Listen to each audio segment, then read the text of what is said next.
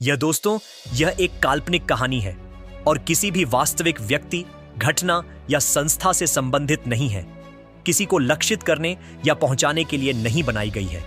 शहर की हड़बड़ी, सुस्पष्ट आदेशों और लंबी बैठकों के बीच एसपी अनामिका वर्मा अपनी ड्यूटी पर कई हफ्तों से लगातार तैनात थीं। अपराध और भ्रष्टाचार के जाल को उजागर करने के लिए उन्होंने दिन रात मेहनत की।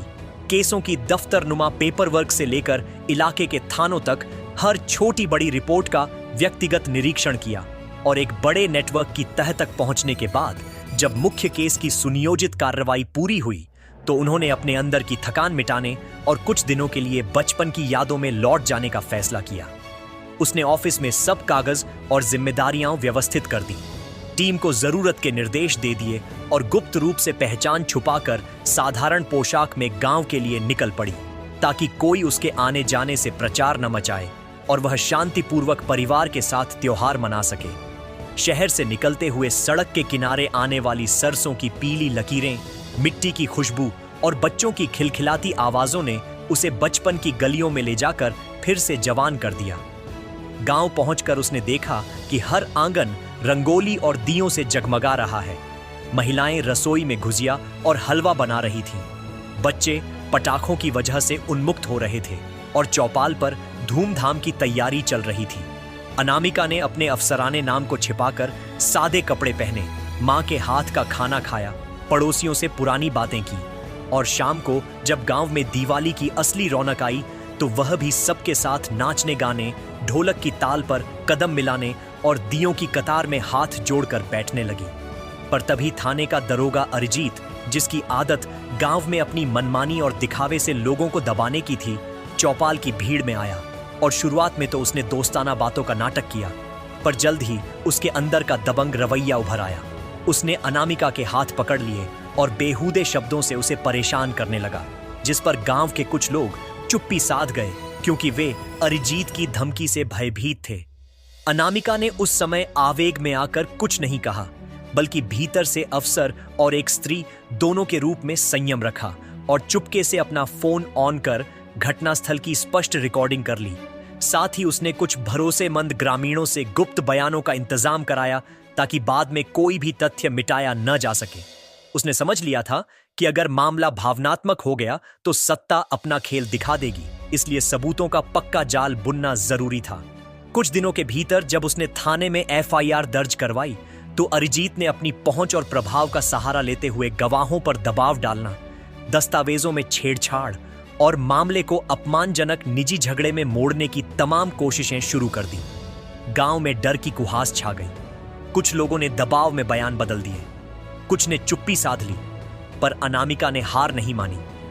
उसने अपनी पहचान का खुलासा कर दिया, मीडिया और वरिष्ठ अधिकारियों को वस्तुनिष्ठ साक्ष्य उपलब्ध कराए, प्रभावित गवाहों के लिए सुरक्षा की व्यवस्था करवाई और कानूनी सलाहकारों के साथ मिलकर हर तकनीकी दलील का जवाब देने के लिए पुख्ता दस्तावेज तैयार किए।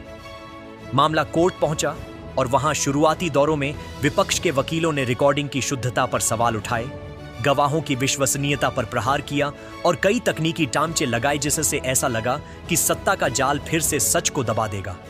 पर अनामिका ने धैर्य नहीं खोया। उसने कोर्ट में सटीकता से अपनी बात रखी, हर एक लिखित बयान और वीडियो को तार्किक क्रम में पेश किया, डिजिटल फोरेंसिक के जरिए रिकॉर्डिंग की समय सीमा और कंटेक्स्ट स्पष्ट कराया।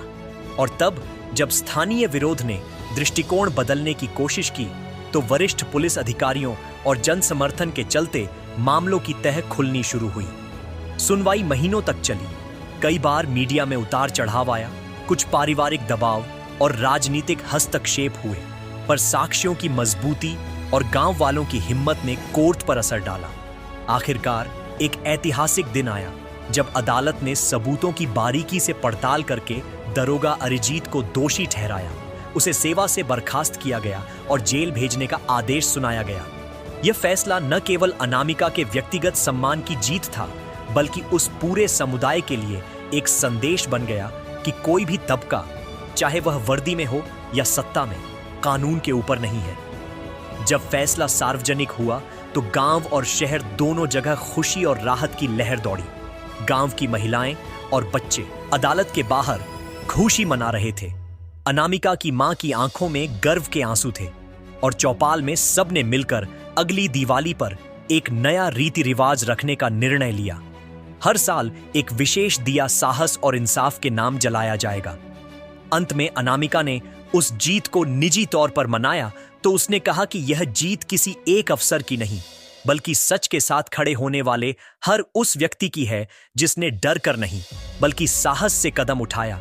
और उसी दिवाली के बाद गांव में त्योहार की रौनक दोगुनी हो गई। लोग खुलकर हंसे, बच्चे नाचे और दियों की चमक के बीच एक नई उम्मीद जगी कि न्याय की ज्योति कभी बुझती नहीं। यह काल्पनिक कहानी है और किसी भी वास्तविक व्यक्ति, घटना या संस्था से इसका कोई संबंध नहीं है। किसी को लक्षित करने या पहुंचाने के लिए नहीं बनाई गई है। और उसके बाद जो हुआ वह गांव की तकदीर बदल देने वाला एक लंबा संघर्ष और फिर उसके फलस्वरूप उतरा हुआ उजाला था। अदालत के फैसले की गूंज के साथ ही अनामिका ने महसूस किया कि केवल एक आदमी को सजा दिए जाने से न तो घाव भरते हैं और न ही वर्षों से जमा हुए भय और असहायता के जख्म ठीक होते हैं। इसलिए उसने निर्णय लिया कि अब कार्य सिर्फ सज्जा तक सीमित नहीं रहेगा, बल्कि सारे सामाजिक तंत्र को मजबूत करना होगा ताकि भविष्य में कोई भी पीड़ित आवाज उठाने से डर न सके। उसने सबसे पहले गांव में एक समर्पित विकास व आरक्षित केंद्र खोला, जहां पर प्रशासनिक और कानूनी सहायता के साथ साथ मनोवैज्ञानिक सहयोग, आर्थिक पुनर्निर्माण के कार्यक्रम और कौशल विकास के पाठ्यक्रम निःशुल्क मिलते थे। यह केंद्र केवल शिकायत दर्ज कराने का स्थान नहीं था, बल्कि वहां के वॉलंटियर्स और प्रशिक्षित सलाहकार पीड़ित महिलाओं और उनके परिवारों के साथ बैठकर उनकी रोजमर्रा की जिंदगी में छोटे छोटे परिवर्तन लाने लगे। कुछ महीनों में ही महिलाएं आर्थिक रूप से सशक्त होने लगीं। उन्होंने सिलाई, बुनाई और हस्तशिल्प के समूह बना लिए जिनकी स्थानीय और शहरी बाजारों में मांग बनने लगी, और इन छोटे उद्योगों की कमाई से उन परिवारों का आत्मसम्मान लौटने लगा। अनामिका ने थाने के कामकाज में पारदर्शिता लाने के लिए एक नागरिक पर्यवेक्षण मंडल गठित किया, जिसमें गांव के पंचायत सदस्यों, शिक्षकों और कुछ वरिष्ठ महिलाओं को भी शामिल किया गया, ताकि किसी भी शिकायत पर त्वरित कार्रवाई सुनिश्चित हो और थानेदारों का आचरण स्वच्छ रहे। इस पहल की सफलता ने आसपास के कई गांवों को भी प्रेरित किया और धीरे धीरे दूर दराज के क्षेत्रों से लोग आकर यह सीखने लगे कि किस तरह स्थानीय सत्ता पर नागरिक निगरानी एक असरदार हथियार बन सकती है। अनामिका ने शिक्षा को एक अहम जरिया माना। उसने स्थानीय स्कूलों और कॉलेजों में नागरिक शास्त्र और कानूनी अधिकारों के सत्र रखवाए, जहां बच्चों और युवाओं को बताया गया कि इन अधिकारों का सम्मान कैसे करना है और महिलाओं के साथ सम्मानजनक व्यवहार किस तरह से सुनिश्चित किया जा सकता है। इन सत्रों के चलते कुछ नौजवानों ने स्वयं सेवा के लिए हाथ उठाया और रात की चौकसी दलों में भाग लेने लगे, ताकि गांव का सार्वजनिक जीवन सुरक्षित बना रहे। मीडिया और शहरों के नागरिकों का भी समर्थन मिलते ही अनामिका ने एक विकल्प फंड बनाया, जिसमें पीड़ित परिवारों की आपातकालीन जरूरतें पूरी की गईं। कुछ परिवारों को कानूनी फीस, शिक्षा और स्वास्थ्य सहायता मिली, और इससे समाज में नया विश्वास पैदा हुआ कि अगर कोई कठिनाई आए तो सिर्फ सरकार नहीं बल्कि समुदाय भी खड़ा होगा। इन सब सकारात्मक कदमों के बीच भी चुनौतियां कम नहीं हुई। अरिजीत के पुराने समर्थक और कुछ प्रभावशाली स्थानीय नेता, जो अब तक अनामिका की सफलता सहन नहीं कर पा रहे थे, उन्होंने अलग अलग तरीकों से प्रतिशोध की कोशिशें जारी रखीं। कुछ ने अनामिका की पहल पर बयानबाजी की, कुछ ने प्रशासन पर राजनीतिक दबाव बनाया और कुछ तत्व नए आरोपों की हवा उड़ाकर माहौल भड़काने की कोशिश करने लगे। पर इस बार अनामिका ने अकेले लड़ने की बजाय समुदाय को ही ढाल बनाया।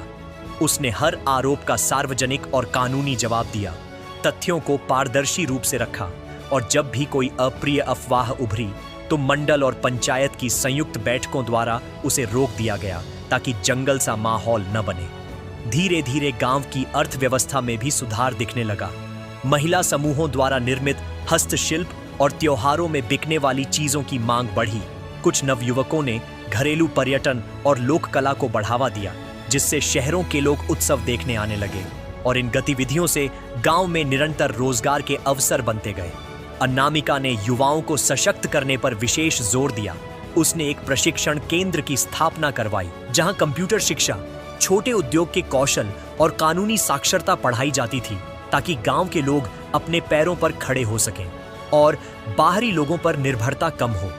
समय के साथ गांव में सामुदायिक जीवन की परंपराएं भी बदली।